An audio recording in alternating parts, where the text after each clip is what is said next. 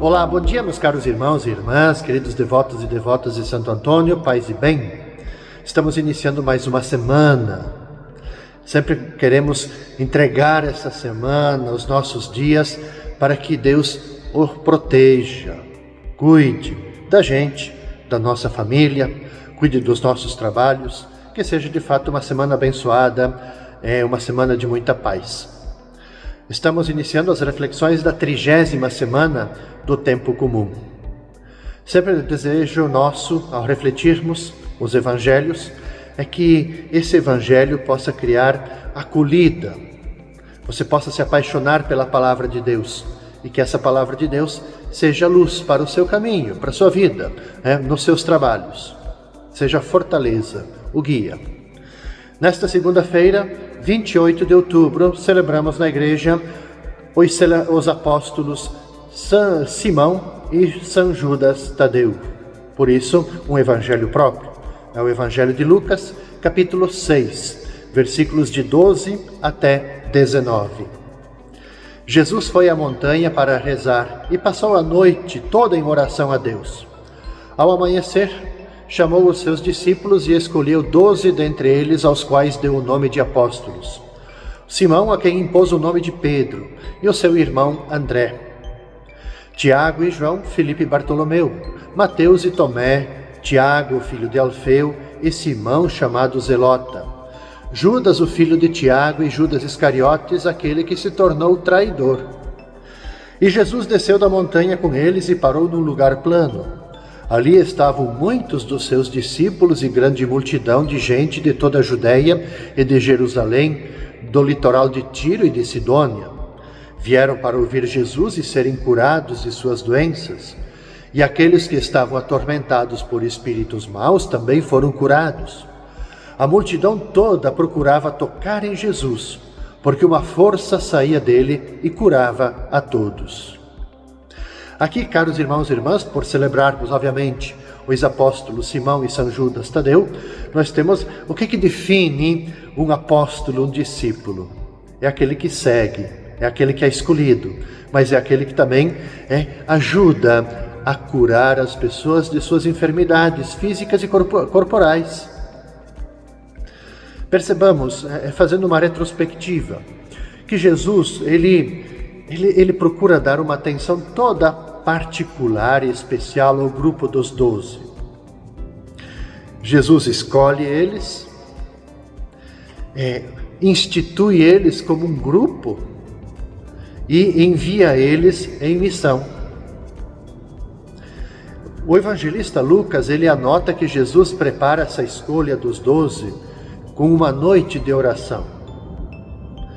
E antes de os escolher, Jesus chama os seus discípulos, grupo mais amplo.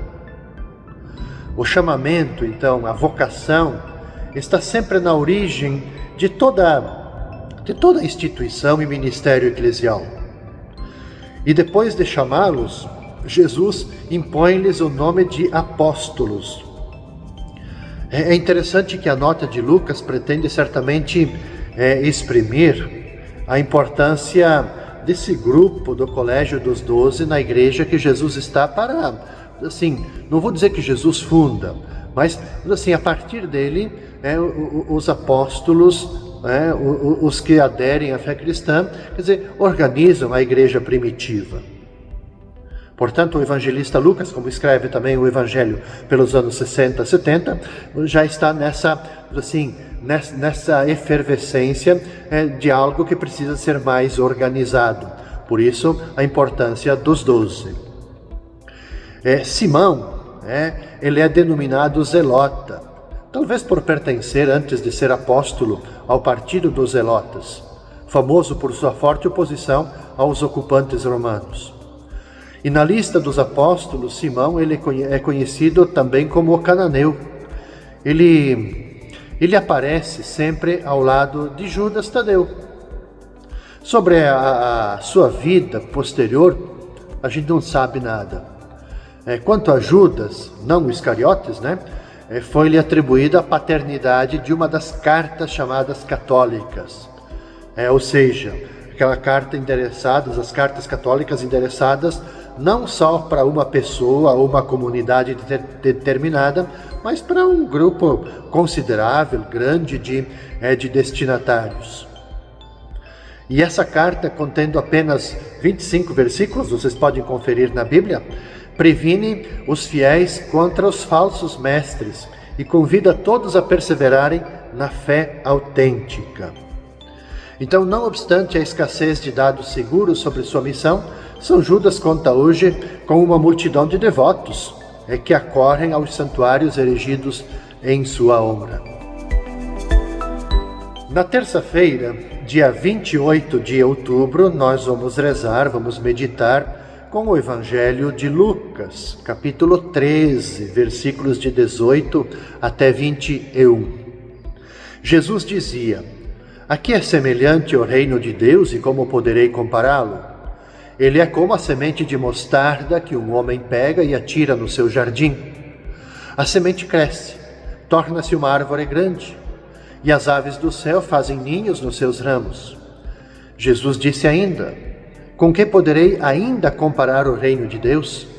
Ele é como o fermento que uma mulher pega e mistura com 3 porções de farinha até que tudo fique fermentado." É-nos oferecido para a terça-feira pequeninas parábolas, pequeninos trechos de Jesus, daquilo que a gente chama assim as parábolas do reino. Como que a gente compara? O que é o reino de Deus? Então, essas 2 parábolas que escutamos para o Evangelho da terça revelam para a gente duas características do reino de Deus. Presente no meio de nós, o reino de Deus não está distante, mas o reino ele se faz presente no nosso meio. Primeira característica, à luz das parábolas, é a sua grande expansão. E a segunda característica, essa capacidade que ele tem, a sua força de transformar tudo.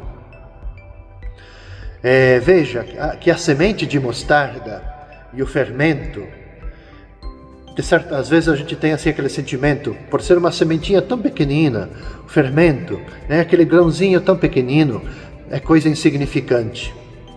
Mas são elementos que encerram promessa de crescimento e grandeza. Porque em ambos, tanto na semente de mostarda como no fermento, tem vitalidade. A vitalidade com vitalidade cresce. Então o reino de Deus é assim. Ele traz na sua essência o dinamismo do Espírito Santo. A gente não vê, nem conhece o processo de crescimento do reino e da igreja, mas os resultados aparecem.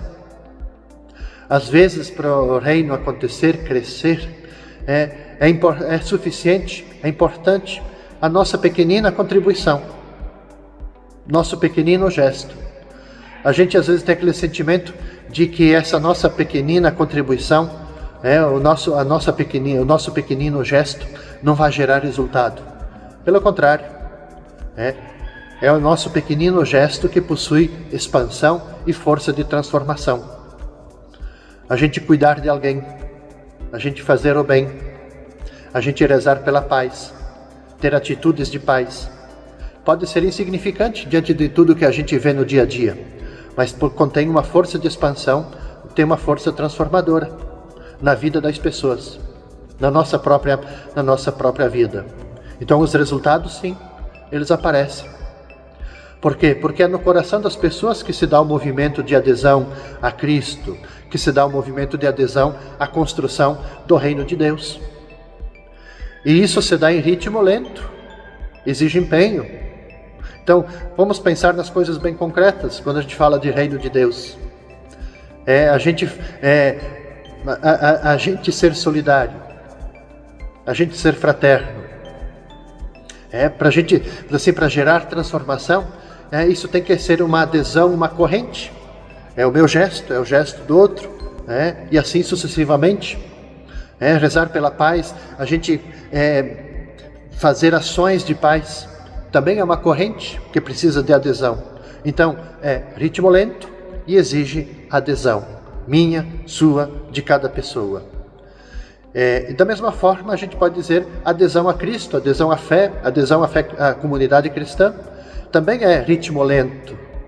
As pessoas precisam ser cativadas, se sentirem tocadas. A palavra de Deus, ela precisa ser encarnada. Isso também é ritmo lento. Exige empenho meu, seu, de toda a comunidade. Então Jesus, ele não se impõe, simplesmente propõe e aguarda, com paciência, a resposta positiva dos seus possíveis discípulos. Acontece conosco também na nossa vida de comunidade. A gente não impõe as coisas. Nós propomos um caminho, um itinerário, um estilo de vida a partir do Evangelho. E precisamos ter paciência, porque cada coração é um terreno. E a gente aguarda com muita paciência as respostas possíveis das pessoas para aderirem à fé. Então, caros irmãos e irmãs, pessoas humildes, frágeis, constituem o germe da salvação universal. Com o poder de Deus, tornam-se capazes de cristianizar a grande massa humana. Eu creio que o Evangelho mostra para nós que a única condição é misturarmos o fermento em todas as medidas de farinha, como que se faz ao amassar o pão. Fora de comparações, quer dizer, nós devemos guardar em nós este fermento e misturá-lo na nossa vida, na oração, na reflexão, na decisão firme. Nós devemos, enfim, amassar sempre em nós o bom trigo do Evangelho com a nossa vida. Não separar a nossa vida da palavra de Deus. De a gente ser capaz de se confrontar em todas as situações com as propostas de Jesus, com a sua presença no nosso meio. Cabe-nos perseverar na prática cotidiana do bem. No devido tempo, os frutos surgirão. Esse é isso que nos alimenta, é isso que nos dá esperança. E na quarta-feira, dia 30 de outubro, nós vamos rezar, vamos meditar com o evangelista Lucas, capítulo 13, versículos de 22 até 30. Jesus atravessava cidades e povoados, ensinando e prosseguindo o caminho para Jerusalém. Alguém lhe perguntou: Senhor, é verdade que são poucos os que se salvam? Jesus respondeu: Fazei todo o esforço possível para entrar pela porta estreita, porque eu vos digo que muitos tentarão entrar e não conseguirão.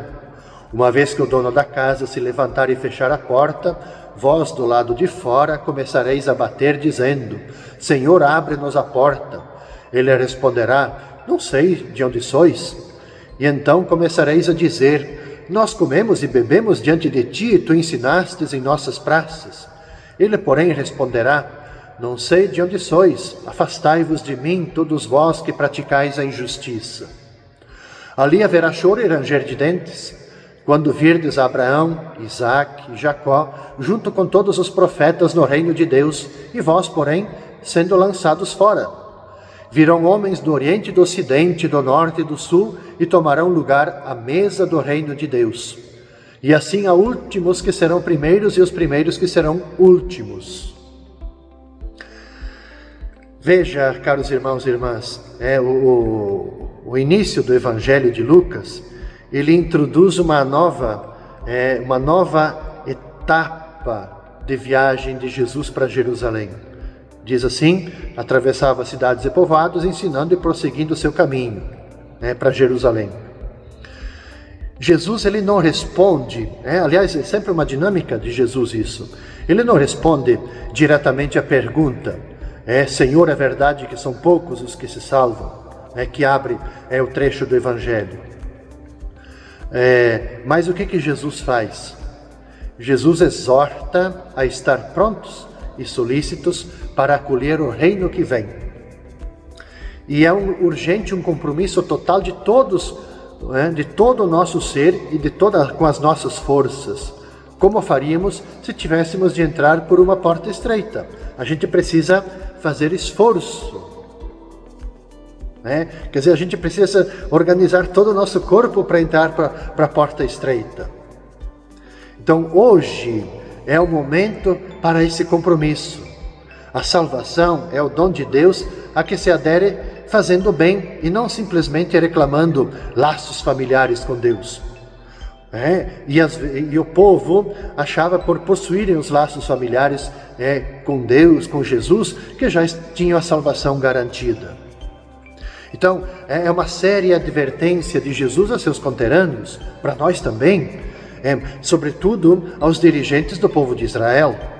Por quê? Porque, apoiados nos inúmeros preceitos que eles procuravam cumprir à risca, eles estavam como que convencidos de que já possuíam o reino dos céus e a felicidade eterna, não precisavam fazer mais nada. Mas esqueciam, porém, daquilo que era o essencial, a prática da justiça, fazer o bem, o exercício da misericórdia, a compaixão. Então, quando eles disseram assim, nós comíamos e bebíamos na tua presença, eles mentem. Na verdade, criticavam Jesus sempre, que fazia refeição com os pecadores. Os evangelhos estão repletos disso. Estes sim aceitaram Jesus na sua vida. Por isso que Jesus diz, no final, há últimos que serão primeiros. Então não basta saber quem é Jesus ou argumentar de modo brilhante sobre os seus ensinamentos. O critério é aceitá-lo como mestre e seguir com ele no caminho para Jerusalém. É para esses que o dono da casa abrirá a porta da salvação. Se vocês perceberem, esse trecho ele está muito ligado com aquele que a gente aprende na catequese, o tema do juízo final.